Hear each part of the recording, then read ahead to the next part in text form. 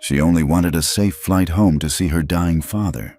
Instead, a pregnant black doctor in first class found herself humiliated, denied basic care, and then slapped by the very woman meant to ensure her comfort. But here's what the flight attendant didn't know. This wasn't just any woman, and this wasn't just any flight. Behind that soft voice and tired eyes was a quiet storm. One call would unleash a reckoning 30,000 feet in the air and crash through corporate boardrooms on the ground. Because karma didn't need wings to fly, it was already seated in 1A.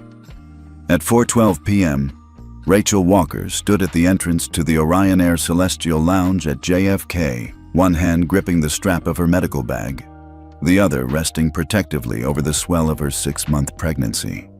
Her boarding pass clearly read First Class, Suite 1A, yet the woman at the counter examined her ID like it was counterfeit. "I'm sorry, Dr. Walker," the lounge attendant said without looking up. "There's a system flag on your reservation. We can't allow you to enter until it's cleared." Rachel blinked. "That's not possible. I booked directly. I even got a confirmation from your concierge service." "Ma'am, you'll need to step aside. We're on a tight boarding schedule." The word "ma'am" landed with a thud. Polite, clinical, dismissive. Rachel's jaw tightened as she moved aside, her heart beginning to thump faster. It was just a technical glitch, she told herself. She was a respected pediatric cardiologist, used to controlling chaos in operating rooms. This was nothing. But then came Deborah Hastings. Blonde, mid-50s, crisp uniform, posture like a steel rod. Her badge identified her as Purser, Flight 111. And her eyes scanned Rachel the same way she'd probably scanned uncooperative passengers for the past 2 decades, with immediate judgment. "You're the one causing the delay?" Deborah asked without preamble. Rachel lifted her chin. "There seems to be an issue with the system recognizing my ticket." Deborah narrowed her eyes. "And you're flying in Suite 1A?"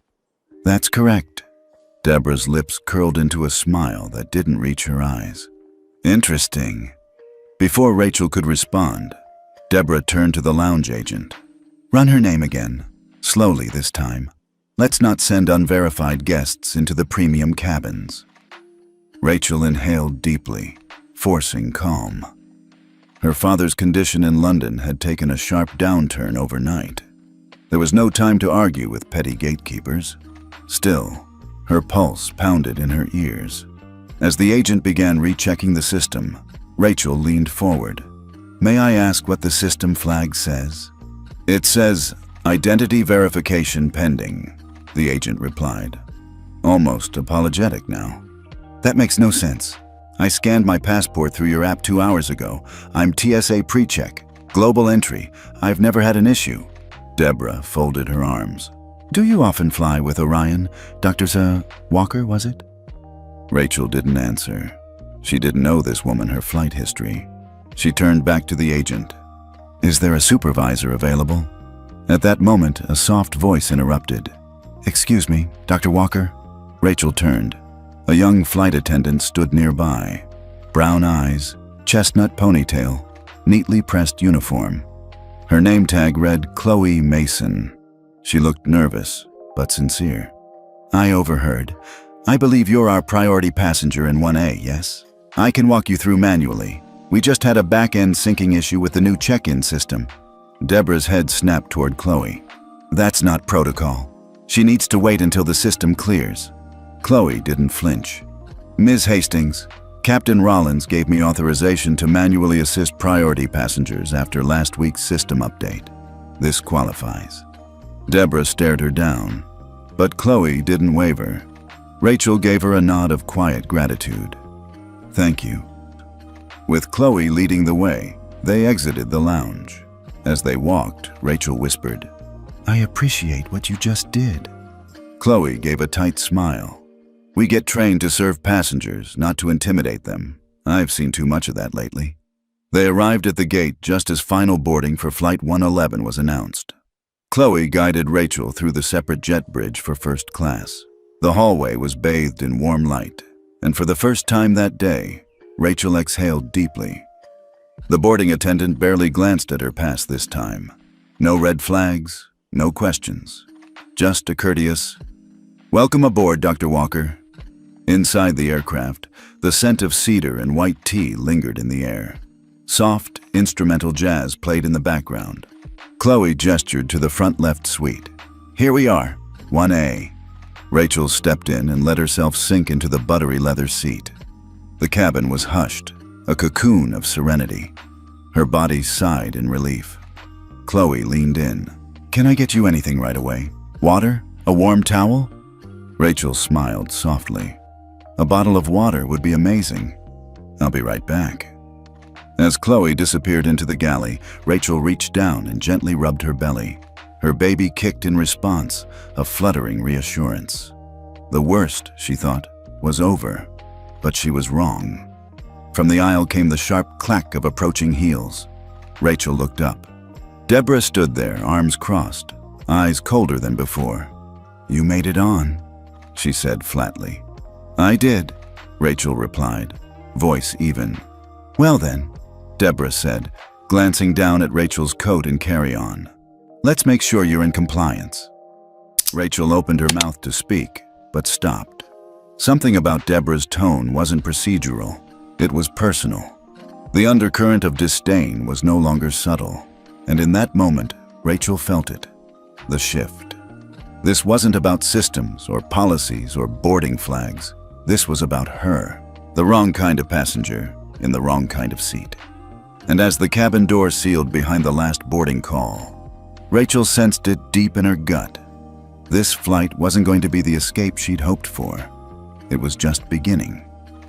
Rachel adjusted in her seat, the leather cool against her back. The suite was spacious by airline standards, but at 6 months pregnant, even luxury felt tight. The plane hadn't moved yet, still docked at the gate. Her body ached with fatigue, and a wave of nausea crept up, a cruel reminder that morning sickness didn't always respect trimesters. She reached up and pressed the call button. Deborah appeared almost instantly, as if she'd been waiting. "Yes?" Rachel offered a polite smile. "Could I get a bottle of water, please? I'm feeling a bit lightheaded." Deborah's smile didn't match her eyes. "Full beverage service begins after takeoff, as per FAA regulations." "I understand," Rachel said gently. "But I'm pregnant and a little dehydrated. Just a small bottle would really help." Deborah's eyes flicked down to Rachel's stomach, then back up, her expression unreadable. "We follow procedures for everyone's safety. Please remain seated. Someone will come by later." Without another word, she turned and walked away. Rachel leaned back, closing her eyes. She had treated cardiac arrest in infants, stood for 12 hours in operating rooms, held weeping parents, and delivered impossible news. But somehow, this felt harder. Because here, on this plane, she wasn't a doctor. She was just a problem to be managed. The plane began to taxi. Chloe hadn't returned. The gentle hum of the engines vibrated beneath her feet. Rachel reached down to fasten her seatbelt, but it pressed awkwardly across her belly. She tried adjusting it lower, but it still cut uncomfortably across the top of her uterus. She reached for the call button again. Deborah reappeared. Rachel kept her tone calm. "I'm sorry to trouble you again, but could I get a seatbelt extender? This one's putting pressure on my abdomen." Deborah frowned. "You seem secured to me." "It's not about being secured. It's about safe positioning for the baby. Most airlines recommend extenders for women in the 2nd and 3rd trimester." Deborah's lips thinned.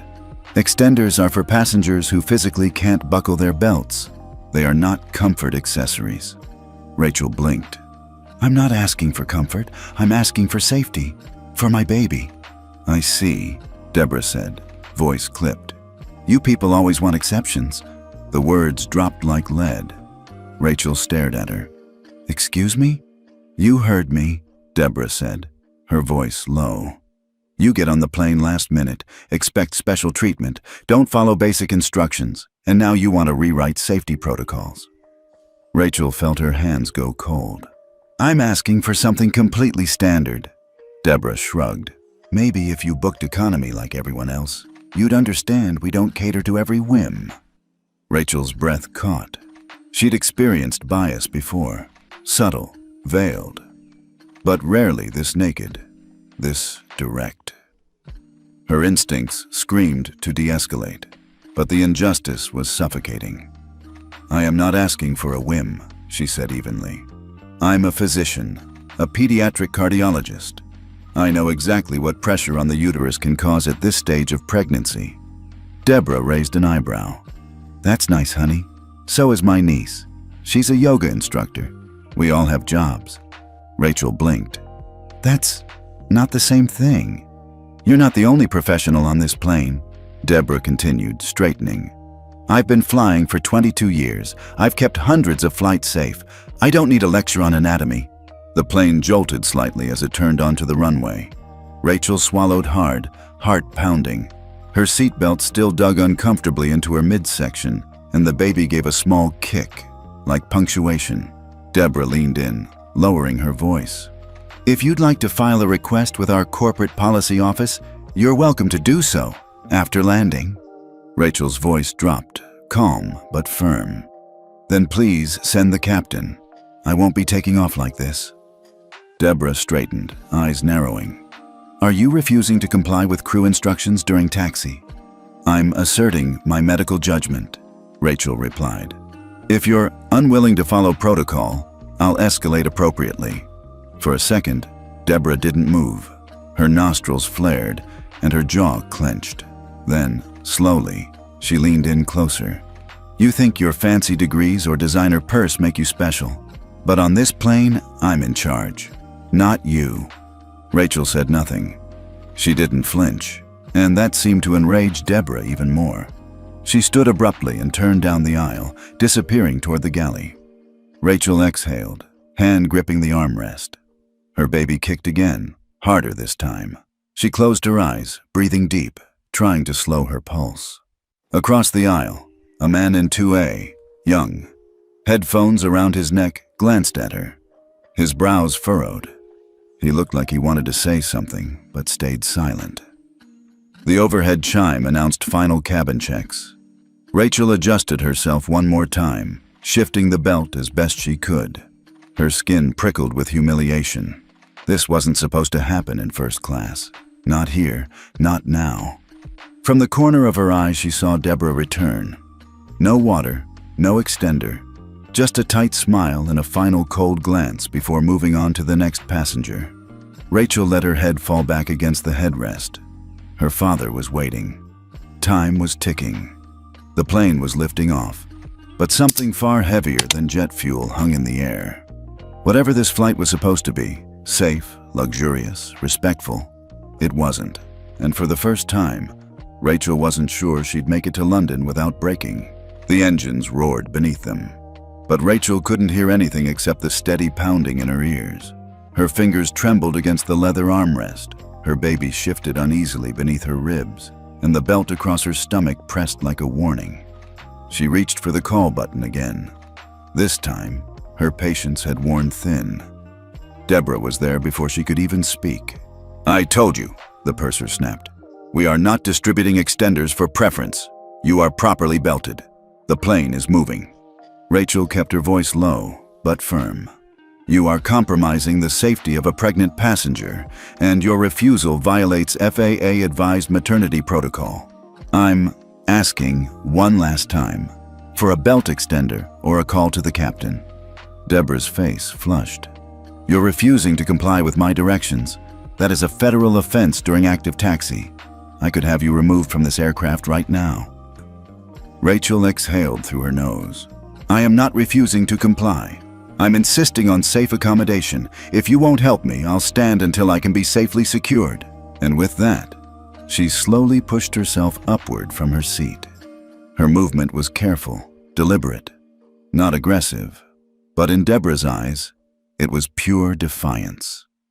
The cabin gasped as Rachel stood. "What are you doing?" Deborah hissed. "I'm protecting my child." "That's it," Deborah growled. "Sit down or get off this plane." Rachel didn't respond. She reached for the seat divider to steady herself. Deborah stepped closer. "You're a danger to this flight." Rachel turned, eyes calm. No, I'm a doctor, and I'm done being treated like a threat. Deborah's hand moved so fast it didn't register until the sound followed. A sharp, echoing crack shattered the silence. Rachel stumbled backward into her seat, stunned. Her cheek burned, her vision blurred with shock. A collective gasp rippled through the first-class cabin. For a moment, the world went still. Deborah stood frozen, her chest heaving. Her hand remained midair for a beat too long, like even her body hadn't caught up to what it had just done. Rachel raised a hand to her face, her palm trembling against her stinging skin. Her voice caught in her throat. In 2A, Liam's phone was already recording. The young man's eyes were wide, disbelieving, but his fingers worked with quiet precision. His camera lens caught the entire scene. Rachel's composure, Deborah's fury, the slap. The hum of the engines filled the awkward silence. Then, a voice from the back of first class broke the moment. "She was dangerous," a man exclaimed. "She stood up during taxi. That's a serious violation." Everyone turned. The speaker, a suited man in his late 50s seated in 4C, looked directly at Deborah, then at Rachel. "You did what you had to do," he told the purser. "I saw it. She got up. She was aggressive." Rachel's mouth opened slightly in disbelief. Liam snapped his gaze toward the man. "Are you serious? She asked for a seatbelt extender." "I saw her escalate," the man replied, unshaken. "And you shouldn't be recording crew members. That's illegal." "No," Liam countered, standing now too. "What's illegal is assaulting a pregnant passenger. I have everything on video." Deborah turned, suddenly aware that the balance of power had shifted. Her face had drained of color. Chloe appeared at the front of the cabin, her face pale. What happened?" Deborah spun toward her. "This passenger stood up during taxi. She was combative. I had to intervene." Liam didn't wait. She was calm, respectful. She explained she was pregnant and the belt was unsafe. This woman refused basic accommodations, then hit her. Chloe's eyes flicked to Rachel, still seated, her hand now lowered from her cheek, red blooming across her skin. The plane jolted as it slowed. The engines eased down. Over the intercom came the voice of Captain Rollins, calm, clipped. "Cabin crew, report to the flight deck immediately." Deborah's spine straightened. She looked toward Chloe, who hesitated only a second before speaking. "Ms. Hastings, I think you should go." Deborah's mouth opened in protest, but no sound came out. She turned, straightening her uniform, and disappeared toward the cockpit. Rachel remained in her seat, breathing through her nose, hand over her belly. Her baby fluttered again, an anxious kick, low and sharp. Chloe knelt beside her. "Are you okay?" Rachel nodded slowly. "I felt a sharp cramp. Not bad, but tight. Too tight." Chloe stood instantly. "We're going back to the gate. The captain already called for medical assistance." Behind them, murmurs filled the cabin. Some passengers looked furious, others confused. A few pulled out their phones, whispering to neighbors. In 2A, Liam sat down, his phone still recording. His hands were shaking slightly, but his voice was calm. "She didn't do anything wrong," he muttered to himself. "She was just trying to fly safely." Rachel closed her eyes. Her face ached. Her belly clenched. And the baby she was protecting? Still inside, still moving, still vulnerable. This flight was no longer about getting to her father. It was about making it out in one piece. The aircraft slowed as it veered from the taxiway, wheels humming with a tension that matched every nerve in Rachel's body. She sat still in her seat, but her abdomen was tightening with unmistakable pressure. It wasn't just discomfort anymore. It was cramping, real, rhythmic, and growing. Chloe returned with a bottle of water and a blanket. She knelt down beside Rachel again. "Are you still cramping?" she whispered. Rachel nodded, her breath shallow. "It's getting stronger. I've never felt it like this." Chloe's eyes darkened with concern. "We're almost back at the gate. Captain's ordered medics to meet us on arrival." Rachel's hand moved instinctively to her stomach, fingertips tracing the slight rise of muscle beneath the fabric. The baby hadn't kicked again in the last few minutes. That silence was more terrifying than any slap. The overhead intercom crackled. The captain's voice was crisp, emotionless. "Ladies and gentlemen, this is your captain speaking. Due to an onboard security incident, we are returning to the gate. We appreciate your cooperation and patience. More information will be provided shortly." The phrase, "security incident," buzzed through the cabin like static. Conversations ignited in hushed tones. Passengers glanced between Rachel and the galley, trying to piece the story together. In 4C, the older man who had tried to defend Deborah muttered, "This is why we follow rules." A woman across the aisle hushed him. Liam leaned forward in his seat. "Don't worry," he said to Rachel. "The video doesn't lie."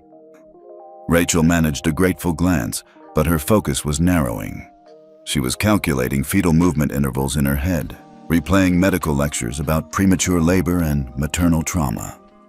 When the wheels finally kissed the gate's rubber stoppers, there was no applause, just an electric hum of anxiety.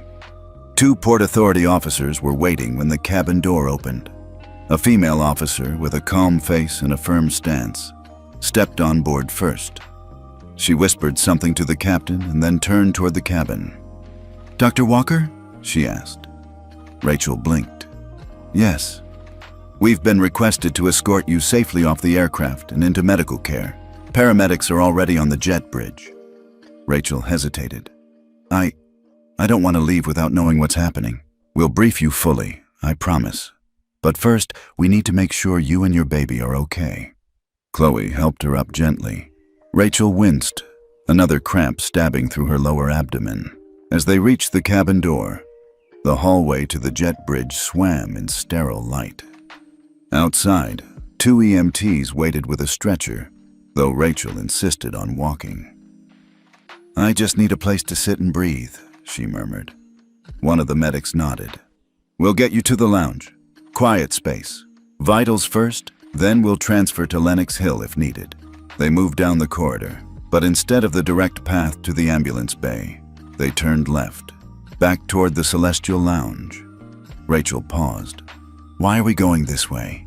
The lead medic, a tall man with kind eyes, gestured ahead. "Orion's lounge is empty right now. Quieter, cleaner. We've got a setup there while we wait for your OB consult."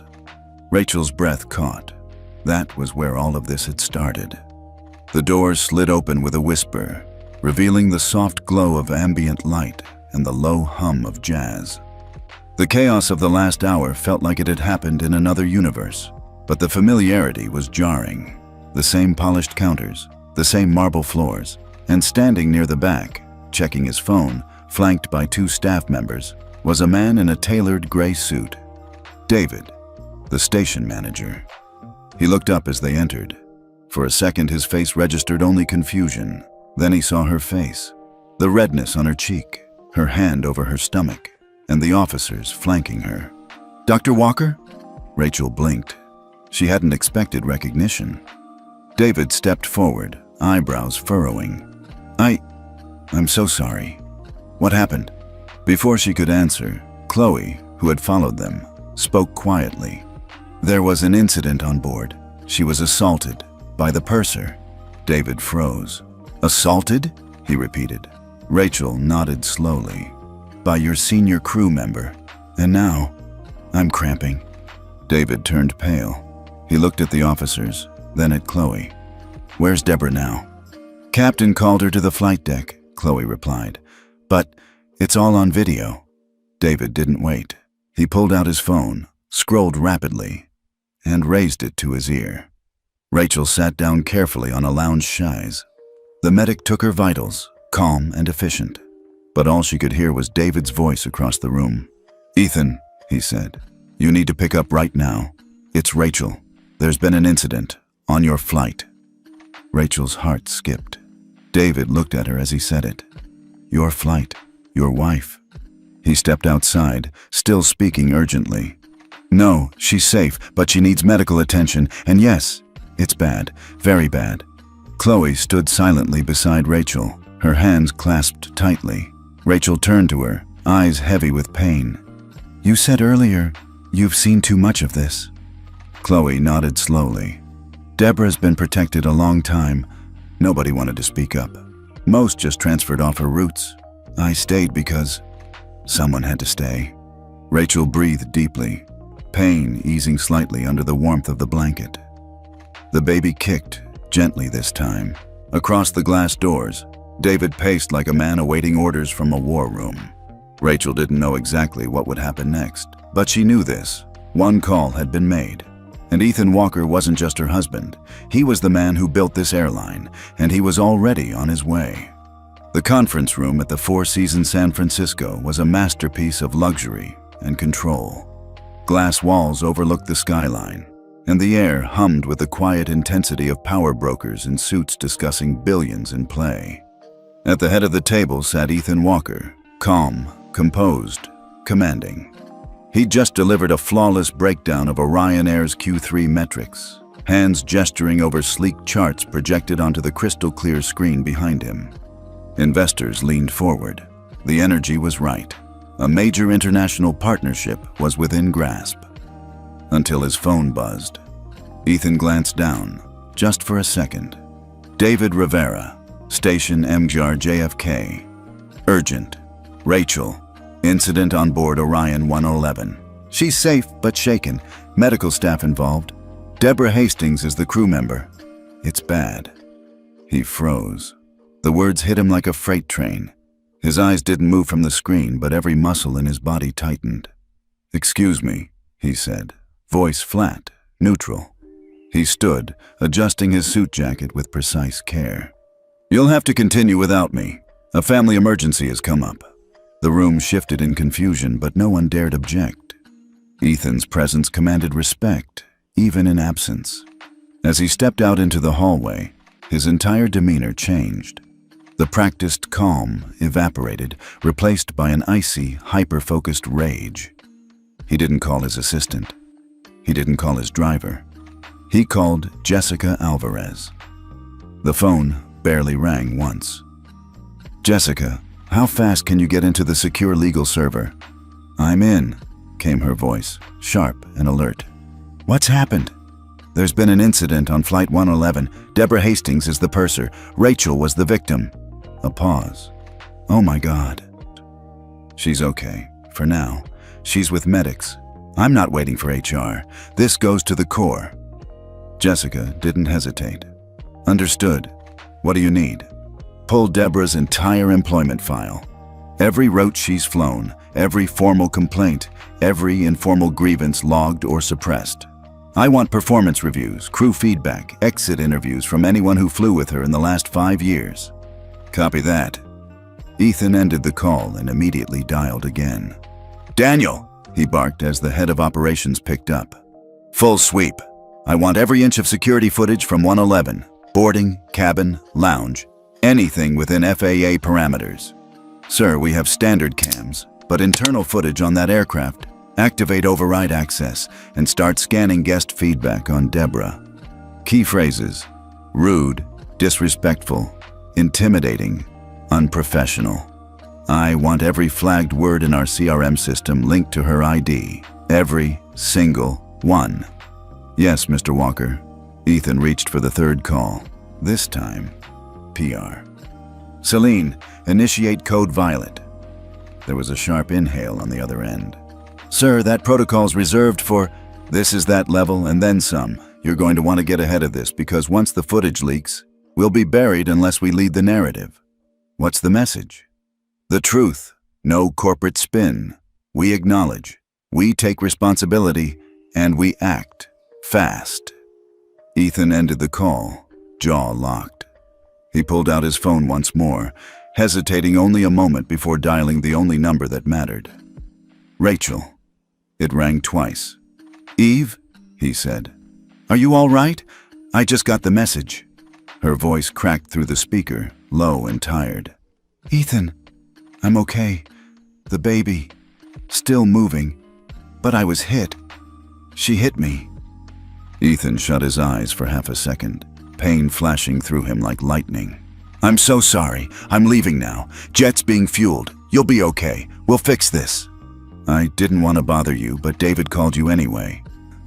"He did exactly the right thing." She paused. "You're not just angry, are you?" "I'm beyond angry. I'm surgical."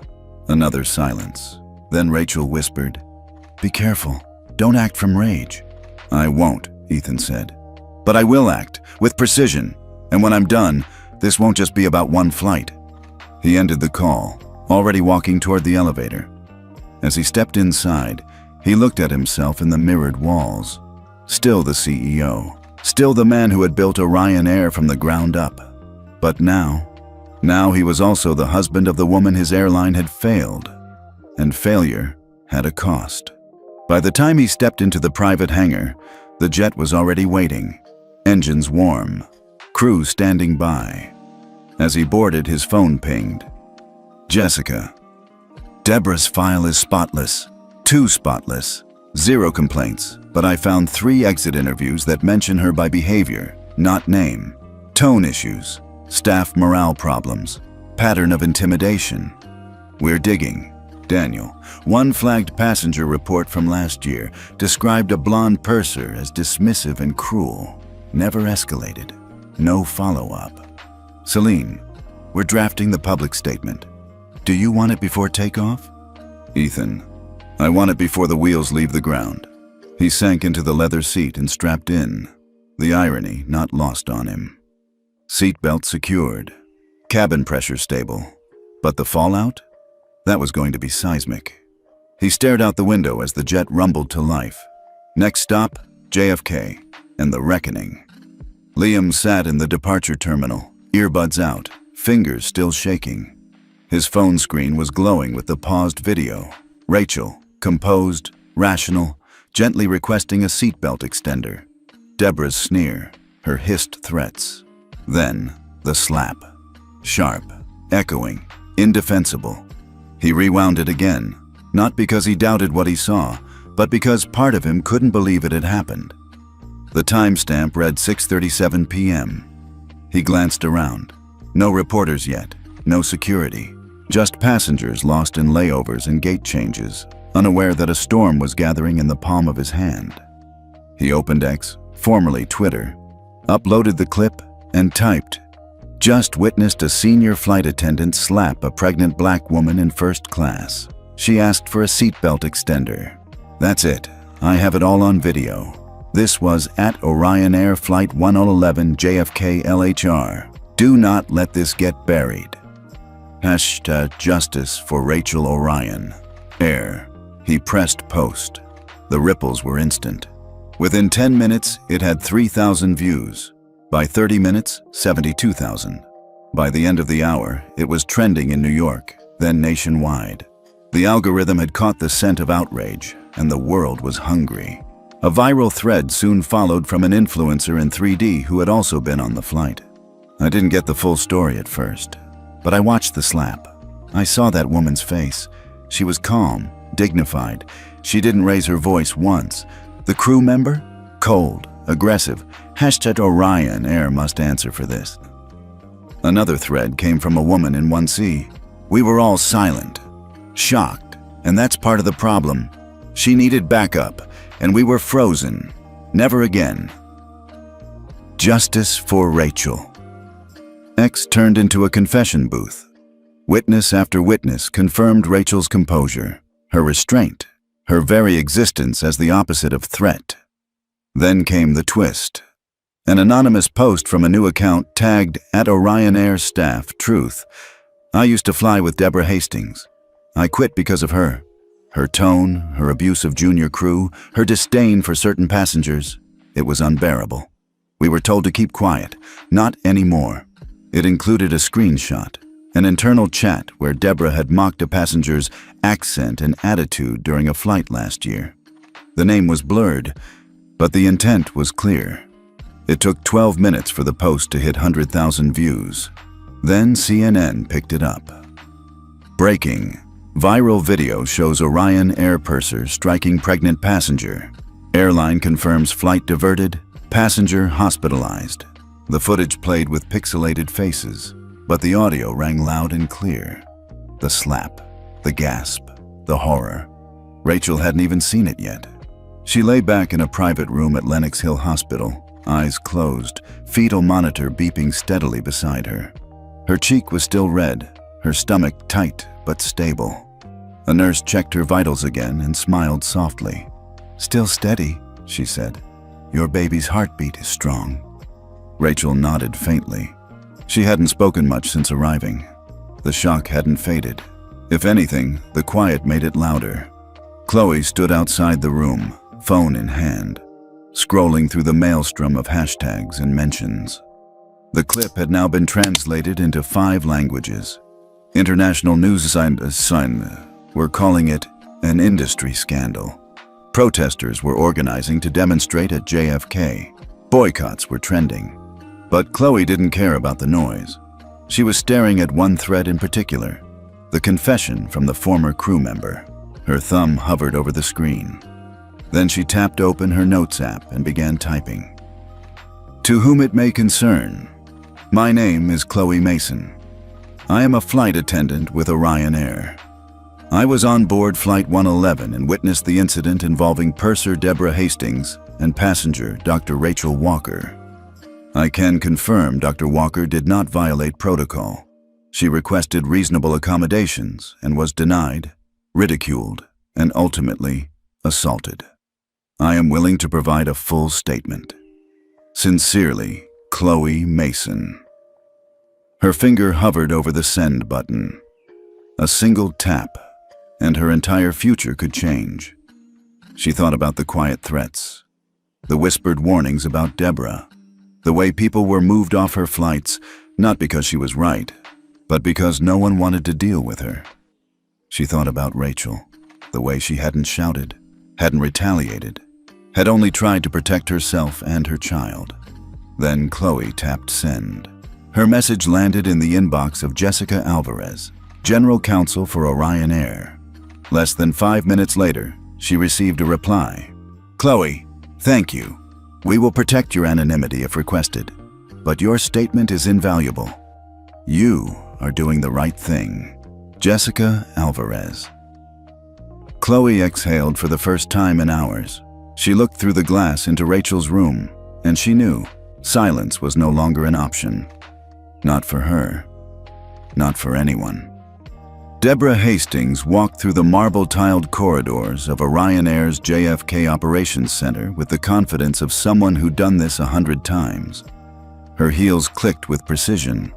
Her uniform was crisp, scarf knotted to regulation. She held her chin high despite the mess of the previous night. It had been a long one. After being pulled off the flight, she'd been placed on immediate administrative leave pending review, standard protocol. Union representation secured. Statement prepared.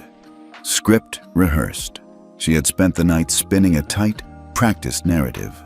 Passenger became aggressive, refused to stay seated, demanded special treatment. She stood during taxi, violated FAA policy. Deborah had leaned in to de-escalate. The contact, unfortunate, unintentional, a misunderstood gesture in a high-stress moment.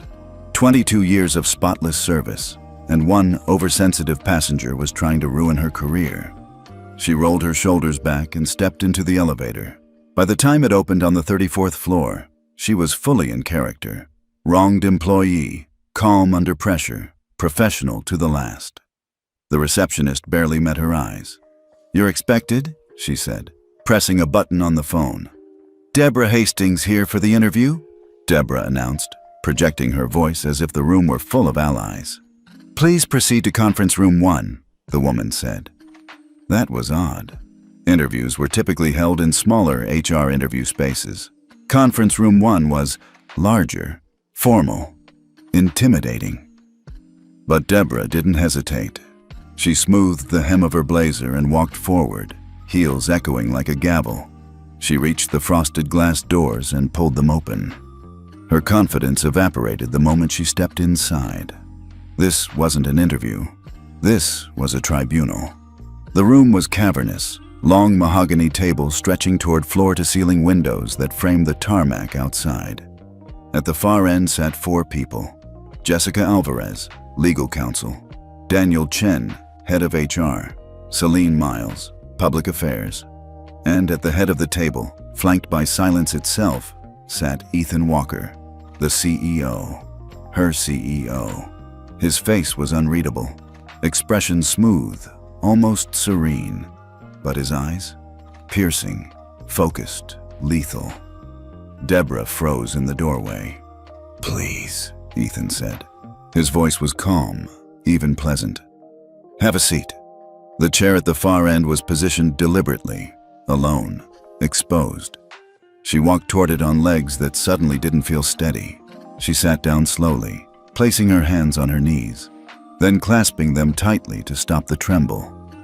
"I was told this was a debrief," she said, forcing a polite smile. "I have my union rep on standby." "This is a fact-finding session," Jessica said coolly, "not a disciplinary hearing. You'll be given full opportunity to respond, but given the severity of the allegations and the presence of certain evidence, we felt this room was more appropriate." Deborah's eyes flicked to the screen mounted on the wall. It was blank. For now. "Ms. Hastings," Ethan began, his voice still soft. "You've been with Orion for 22 years. Is that correct?" "Yes, sir." "And you've served on over 3,000 flights?" "Yes." "Have you ever had a passenger complaint filed against you?" "No," she said quickly. "Never formally." "And how many of those passengers were pregnant women of color?" he asked. She blinked. I don't know. That data isn't something I track." "No, but your behavior toward one is something we're now all tracking," Ethan replied. Deborah stiffened. "Mr. Walker, with all due respect, I followed protocol." She stood during taxi. "That is a violation of FAA safety standards." "You didn't answer her request for a seatbelt extender," Daniel interjected. "I assessed she didn't require one." "You're not qualified to make that medical judgment," Jessica said. Deborah pressed her lips together. "I've been trained to make calls in the interest of safety. I have the authority to manage my cabin." "And you chose," Ethan said, his voice now quieter, "to manage that situation with a slap?" Her breath caught. "It wasn't a slap," she said quickly. "It was a defensive movement." She was rising from her seat. I leaned in, my hand was raised, and there was contact. "You weren't defending, you were escalating," Celine said. "Multiple passengers said your tone was aggressive from the beginning." "She was confrontational." Ethan stood. The sudden movement stopped everything. He walked to the end of the table, pressed a button on the console, and the wall screen came to life. A security feed. Grainy, but clear. Rachel in 1A, calm, speaking. Deborah looming, pointing, getting louder. Rachel standing slowly, carefully, hand over belly. Then, the swing, the slap. The room fell silent except for the replayed gasp of the cabin. Deborah's eyes welled. "That angle, there's no sound." "We have that too," Ethan said. He pressed play on the second video. Liam's recording. Crisp, audible. Rachel. "I'm asking for safety." Deborah. "You people always want exceptions." Rachel. "I'm a doctor." Deborah. "That's nice, honey. So is my niece." Then, the hiss, the slap. Deborah dropped her gaze. "I didn't know she was your wife," she whispered. Ethan stepped closer, voice low and cutting. "That's your defense?" Deborah's voice cracked. "I followed protocol." "No," Ethan said, voice now steel. "You followed prejudice." The room remained still, the weight of the videos hanging heavy in the air like smoke. Deborah sat frozen, her mouth slightly open, as if trying to summon a defense that had long since disintegrated. Ethan Walker stood at the head of the table, arms crossed, not with aggression, but with unmistakable finality. His gaze never wavered from Deborah, though his voice remained controlled. "We've now reviewed footage from 2 separate sources," he said. "The onboard security camera from Suite 1A and the passenger video captured by Mr. Liam Carter in 2A. Jessica Alvarez spoke next, flipping through the pages of a printed transcript. The passenger's audio file clearly captures your words, Ms. Hastings. Verbatim.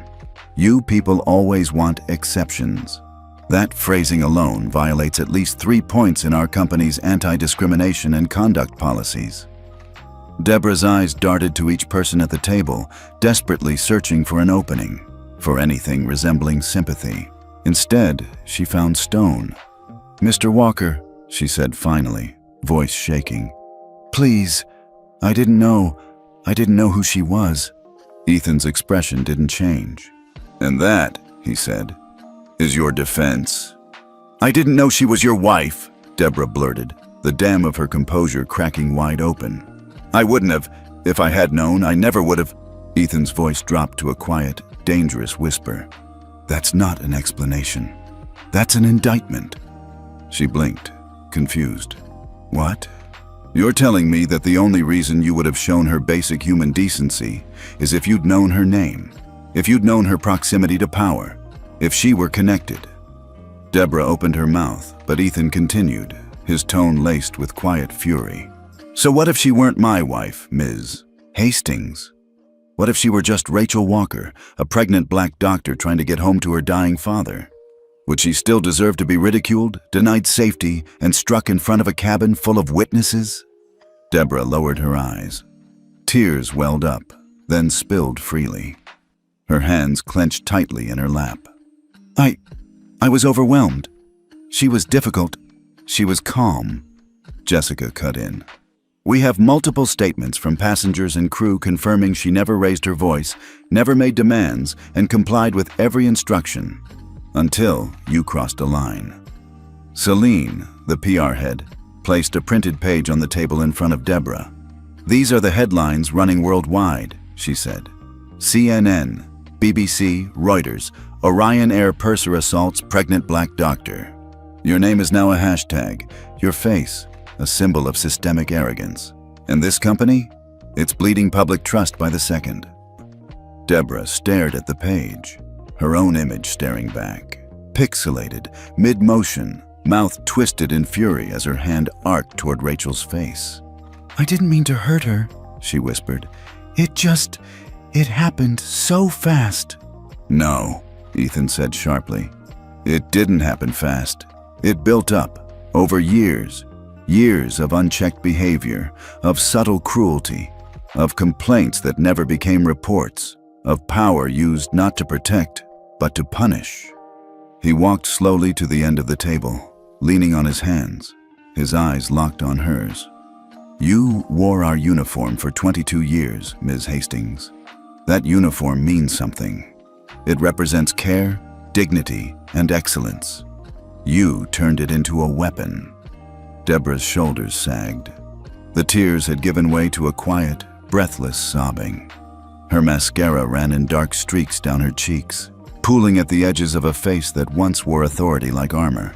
"What happens now?" she asked, barely audible. Jessica answered, her voice professional, precise.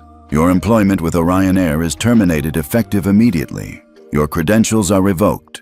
You will be escorted from the building by security at the conclusion of this meeting." Deborah nodded weakly.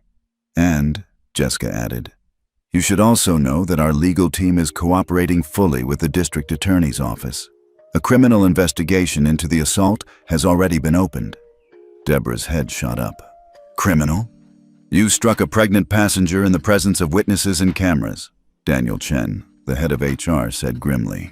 "This is not a labor dispute. This is battery." A beat of silence followed.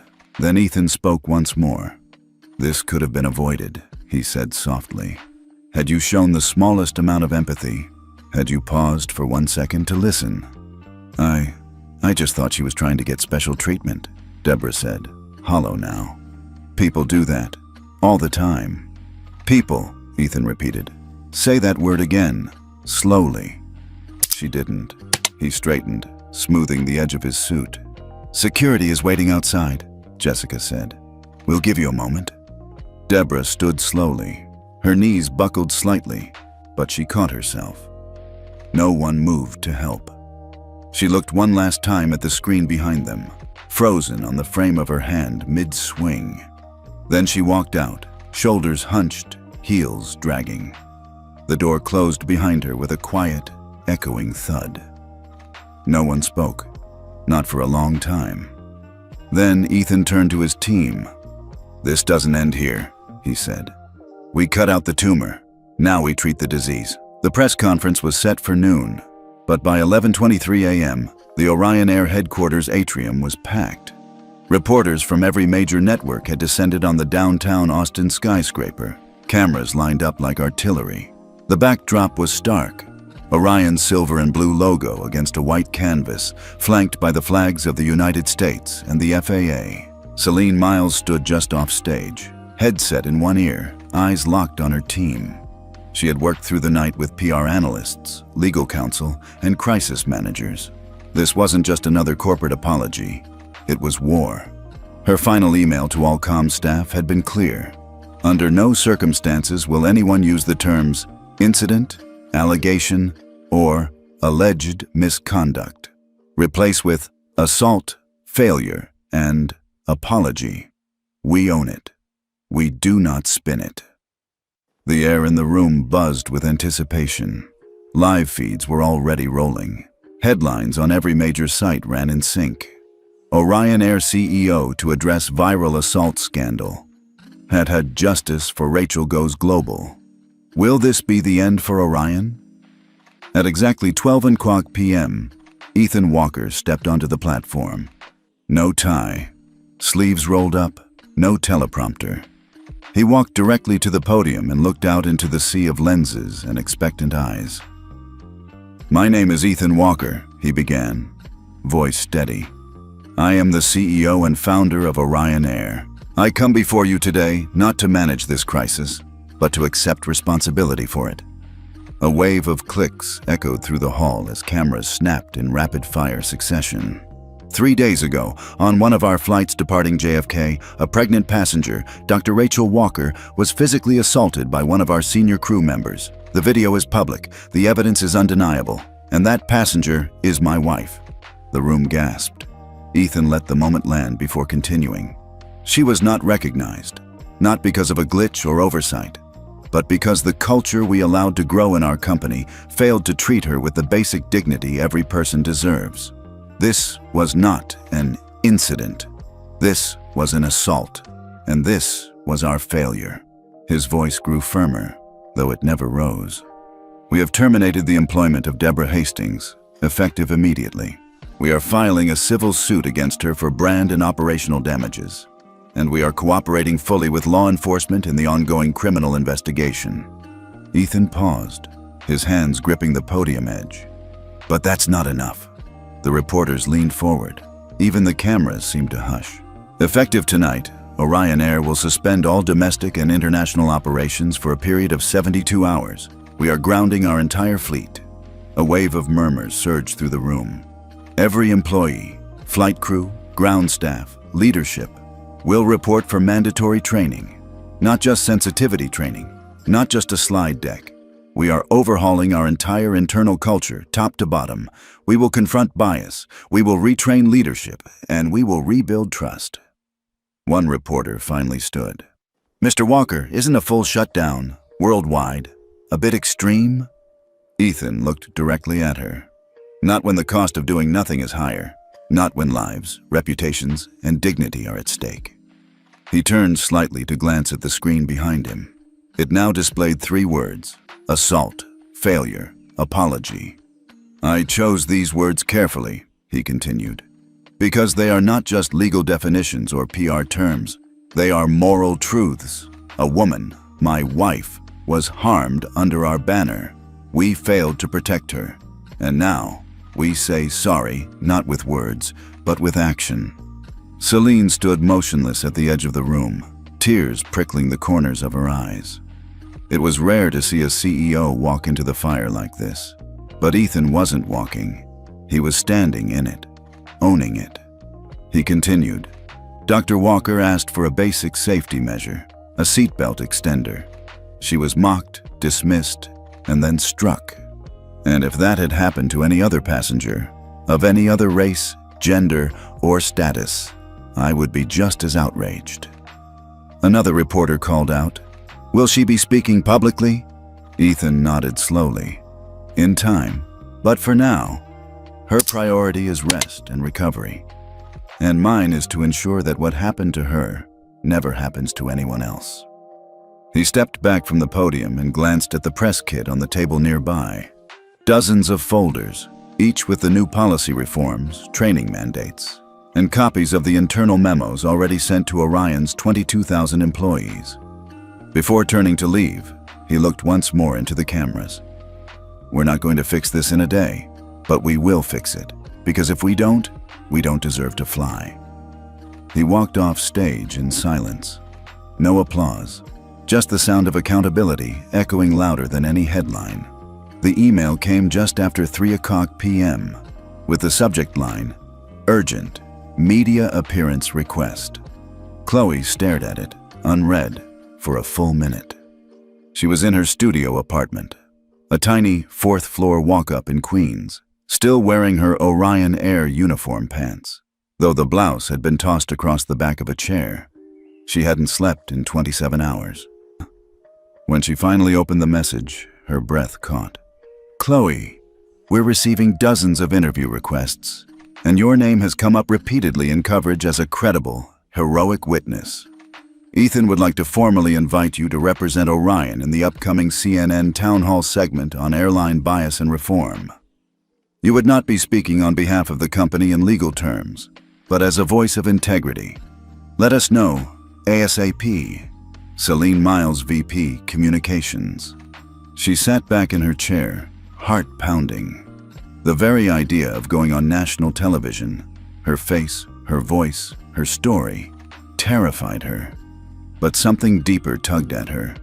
She remembered Rachel's face, not just the slap, but what came before it.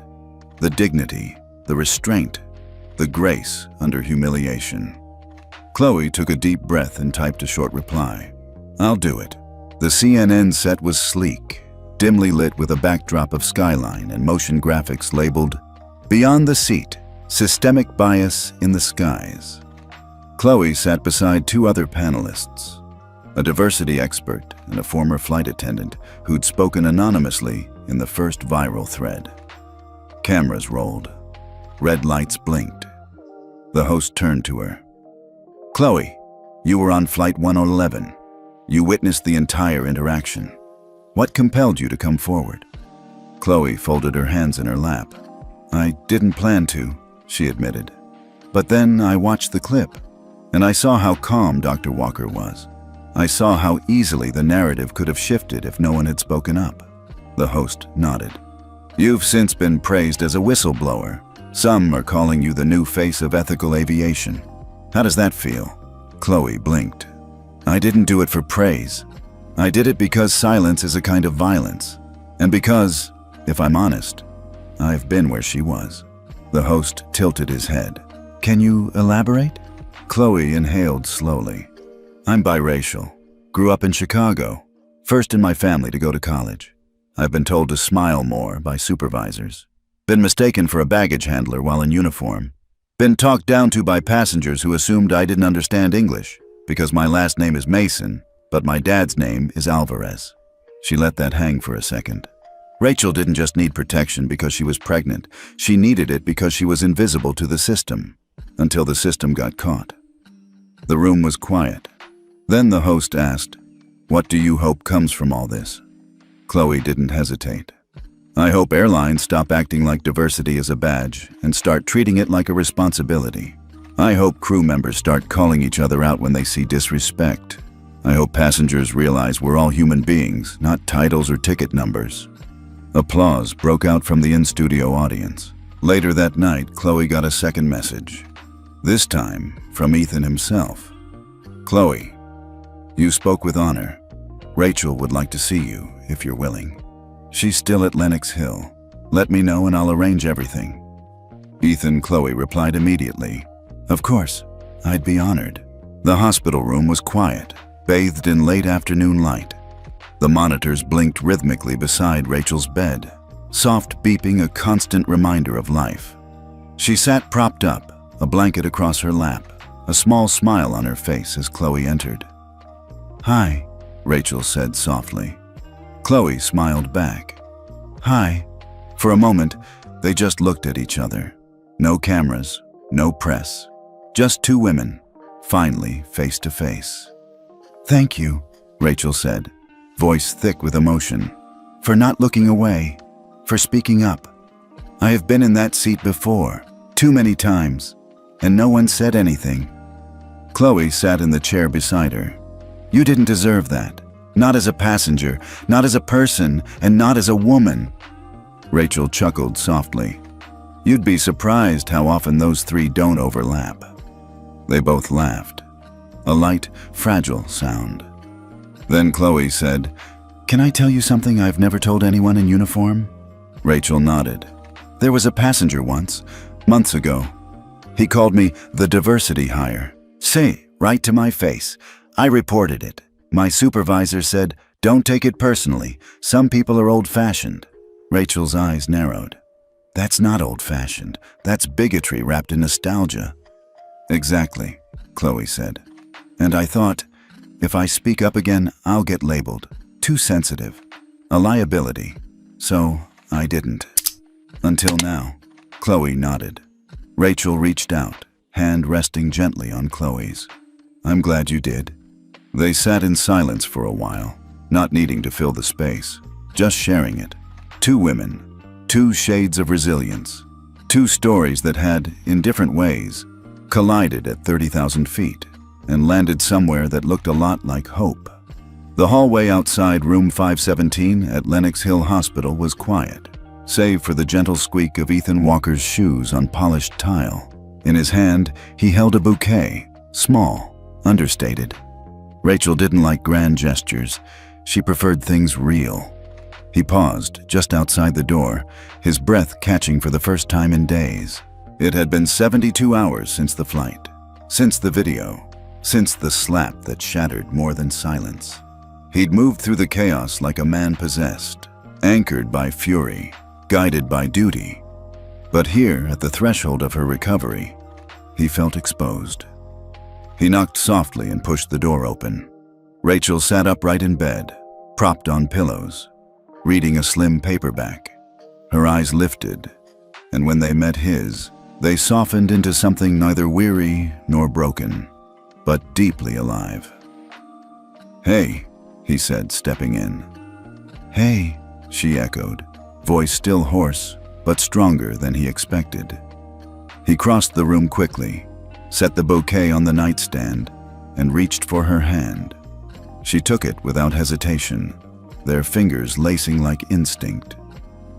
"How are you?" he asked. Rachel tilted her head slightly. "Tired, sore, angry, grateful. You know, the full emotional buffet." Ethan chuckled softly, but there was no amusement behind it, only reverence. "The baby?" he asked, voice tightening. Rachel nodded. "Heartbeat steady, movement is good. They're keeping me overnight just to monitor one more round, but we're okay." He exhaled like he'd been holding his breath for days. "I'm so sorry, Eve." Rachel looked at him for a long moment, then shook her head. "Don't apologize for what she did." "I'm not," he said. "I'm apologizing for what I didn't stop. For every culture report I ignored, for every glowing performance review built on silence, for building something beautiful and failing to see the rot underneath." She squeezed his hand. "You didn't slap me, Ethan." "No, but I built the seat she sat in. I funded the system that protected her. That's on me." Rachel nodded slowly. "Then fix it." "I will," he promised. "Not just for you, for every passenger, every crew member who's ever been dismissed, diminished, or discarded. We're not just revising training. We're rewriting the code." She smiled faintly. "Sounds like a revolution." He sat beside her now, the chair creaking as he lowered into it. "How's the outside world?" she asked. "Exploding," he replied. "The town hall went viral. Chloe's a national hero. We've grounded the fleet for 3 days and might extend it. I've had meetings with advocacy groups, industry watchdogs. Even the FAA is watching closely. We're not just under a microscope, we're under a spotlight. And you're not hiding from it? He shook his head. Not for a second. Rachel closed her eyes briefly. Good. A long silence passed between them, not awkward, but thick with everything unspoken. Then Rachel opened her eyes and said quietly, "He died." Ethan blinked. "Who?" "My dad." He sat up straighter, stunned. "When?" "While I was in the air," she whispered. "Right around the time she slapped me, probably." Ethan reached for her hand again, tighter this time. "Oh, Rachel." She didn't cry. She'd done that already, alone, in the cold hum of the hospital room, when the nurse handed her the message from London. "He's gone, peacefully. He waited as long as he could." "I missed it," she said softly. "Missed holding his hand. Missed his last words. And yet, a part of me feels relieved." Ethan frowned gently, not with judgment, but with compassion. "Relieved?" She nodded. "He's not in pain anymore. He didn't see me broken, didn't see the headlines. He got to go with dignity, something I had to fight to keep." Ethan lowered his gaze. "You shouldn't have had to." "No, but I did, and I'm still here, and so is this child." They sat in silence again, listening to the soft beep of the fetal monitor. Life, rhythmic and insistent. "I never told you what he used to say when I got tired of fighting," Rachel said. Ethan shook his head. He'd say, "Don't let them steal your silence. Let it be your power. Make them lean in to hear you win." Ethan smiled, something pained and proud. "He sounds like the kind of man who raised a woman that could change an entire industry with her calm." Rachel laughed, low and tired. "Let's not oversell it." "I'm not," he said. "You're not just my wife, Rachel. You're the mirror this company didn't know it needed. And now that the glass is cracked, we're going to rebuild the frame around it." He stood, kissed her forehead, then her hand. "I have to go prepare for the board meeting, but I'll be back tonight, with soup." "From that little Korean place?" "The only one." As he turned to leave, she called out softly, "Ethan?" He paused. "Thank you, for being louder than me when I couldn't be." He met her eyes. "Only because you taught me how." And with that, he stepped out, leaving the door slightly ajar, not out of negligence, but as a promise. Some silences weren't meant to be broken. They were meant to be shared. 6 months later, the ballroom of the Intercontinental Hotel in Washington, D.C. was filled with more than just executives and press. Teachers, flight attendants, civil rights leaders, students, survivors of silence. They were all there for the same reason. The launch of the Rachel Walker Initiative. The lights dimmed slightly as the stage lit up. A banner stretched across the back wall in simple navy and gold. Dignity in flight, equality in service. Below it, a logo, Orion Air's familiar emblem, but newly joined by a laurel-shaped design of interlocking hands. It wasn't just branding, it was a message. This airline didn't just fly above. It had learned to listen below. Chloe stood near the edge of the stage, fingers clasped, microphone in hand. Her once nervous posture had matured into something steady, resilient. She had been promoted to lead the new Office of Ethical Training and Equity Compliance, a role that didn't exist before Flight 111. Now it did, and she was the one shaping it. She smiled as she addressed the crowd. "When I joined Orion Air, I thought I was just learning how to pour coffee at 30,000 feet. I didn't know I'd be asked to lead a movement. But here we are." Laughter bubbled gently from the audience, but it was reverent. She continued, "The Rachel Walker Initiative isn't about fixing one person or one moment. It's about facing what's been ignored. It's about choosing courage over comfort. And it's about creating an aviation culture where no one, no matter their color, size, age, accent, or condition, has to ask for dignity. It's given." Applause rose, long and sustained. From his front row seat, Ethan Walker stood, stepped onto the stage, and gently hugged Chloe before taking the mic. He looked around the room and took a breath. "I used to think leadership meant protecting the company," he began. Now I know it means protecting its people." He paused, his voice low and deliberate. "When Dr. Rachel Walker, my wife, boarded Flight 111, she wasn't looking for special treatment. She was asking for basic safety, basic respect. She got a slap instead. There was no need to dramatize. The room already knew.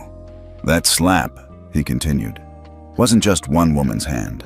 It was the weight of a culture we let fester, a failure we allowed to fly again and again. And we didn't just hurt her, we hurt trust itself." He stepped back for a moment, letting silence do what words could not. "That's why this initiative exists. Not to point fingers, but to build frameworks. Not just to fire the guilty, but to train the willing. Because justice," he said, eyes scanning the room, "isn't just a termination, it's transformation." The crowd stood and applauded, louder this time. Not out of protocol, but purpose. Ethan nodded toward the edge of the stage, and the spotlight shifted. Rachel Walker emerged. She wore a deep blue dress and low heels. Her steps were deliberate but strong. Her presence alone quieted the room. She didn't stand at the podium. She simply stepped forward, took the mic from Ethan, and looked directly into the sea of faces before her. "For weeks after it happened," she began, "I couldn't watch the video. Not because I didn't want to relive it, but because I didn't want to become it." A murmur ran through the room. "I didn't want to be reduced to a moment, a victim, a clip. I wanted to be more than what was done to me." She glanced toward Chloe, who nodded silently. And I realized I wasn't alone. The woman who helped me off that plane, she wasn't just a flight attendant. She was a truth teller. The young man who recorded the video, he wasn't just a student. He was a witness. From the side of the room, Liam Carter, now a first-year journalism student at NYU, looked down shyly. The audience clapped, recognizing him. Rachel continued, "This initiative doesn't bear my name because I wanted attention. It bears my name because I gave it my silence, my restraint, my pain. And now it gives something back to everyone who's ever been told to sit down, stay quiet, or take it." She paused. "And here's the thing. What happened to me was prejudice, but what came next," she looked up, eyes bright, voice clear, "was purpose." The room erupted. Not just clapping, but standing, cheering. Not in fanfare, but solidarity. Because in that moment, Rachel Walker wasn't just a passenger. She was the pulse of a movement. And now, the skies would never be the same.